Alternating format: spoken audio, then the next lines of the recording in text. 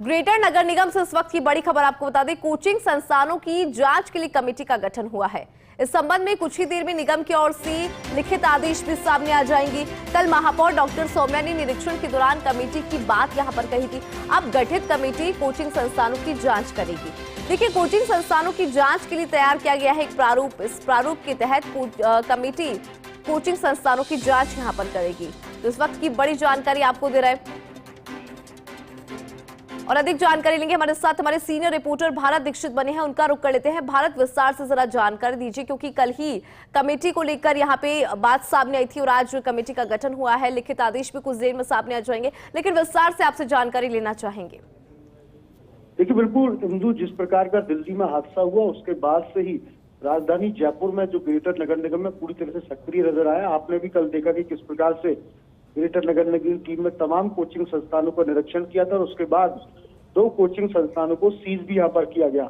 उस वक्त जब महापौर सौम्या पूजा निरीक्षण कर रही थी तो उन्होंने कमेटी बनाने की बात है वो यहाँ पर कही थी और उसके बाद आज जो कमेटी है वो तैयार की जा चुकी है और कुछ ही देर में जो आदेश है, लिखित आदेश है, वो यहाँ पर जारी किया जाएगा। सबसे अहम बात यह है कि बाकायदा इस कमेटी जो बनी है उसमें एक प्रारूप तैयार किया गया है। ये प्रारूप के तहत जो कमेटी है वो तमाम कोचिंग संस्थानों की जांच करेगी और इस प्रारूप के अंदर अगर बात की जाए फायर एनओसी की बात की जाए, भवन निर्माण स्वीकृति की बात की जाए, यूटी टैक्स की बात की जाए और जो कोचिंग संस्थानों के लिए जो मापदंड तय है कि कितनी संख्या में बच्चे एक कमरे के अंदर बैठ सकते हैं, उनमें निकास की क्या व्यवस्था है, आने जाने की क्या व्यवस्था, तमाम इन चीजों को है वो जांच में परखा जाएगा।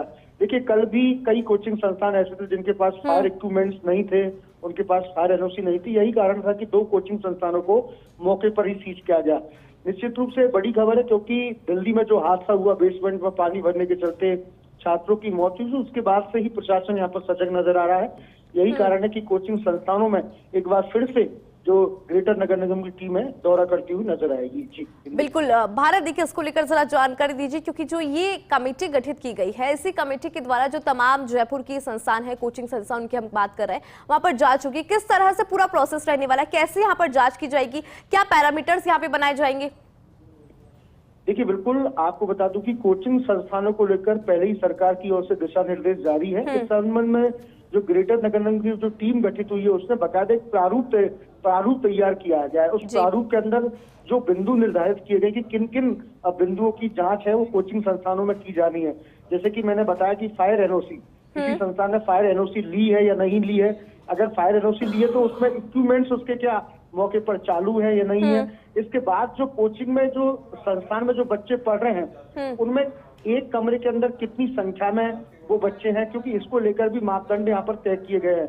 अगर कमरे के अंदर ज्यादा संख्या है तो उसमें किस प्रकार का उनका एग्जिट है, बच्चे कैसे निकलते हैं, क्योंकि आमतौर पर आपने देखा कई बार आगजनी की घटनाएं आमतौर पर हो जाती हैं। ऐसे में जब बच्चों को निकलने के लिए क्या अलग अलग व्यवस्थाएं उस कोचिंग संस्थान के अंदर है, निगम की ओर से जो यूटी टैक्स वसूला जाता है, क्या उस संस्थान ने समय पर यूटी टैक्स उनका चुकाया है, नहीं चुकाया है, तो तमाम जो प्रारूप बना गया है उसमें इस प्रकार के बिंदु यहाँ पर निगम की ओर से बनाए गए हैं। तो इन बिंदुओं को देखते हुए जो कमेटी बनाई है वो इस चीज की जांच करेगी और इस जांच में अगर कोई कमी पाई जाती है तो उसको मौके पर ही सीज किया जाएगा। जी, कुल मिलाकर भारत, तमाम पैरामीटर्स से उनको लेकर ही ये ड्राफ्ट जो ये प्रारूप तैयार किया है। बहुत शुक्रिया, आपने विस्तार से जानकारी दी भारत, उसके लिए।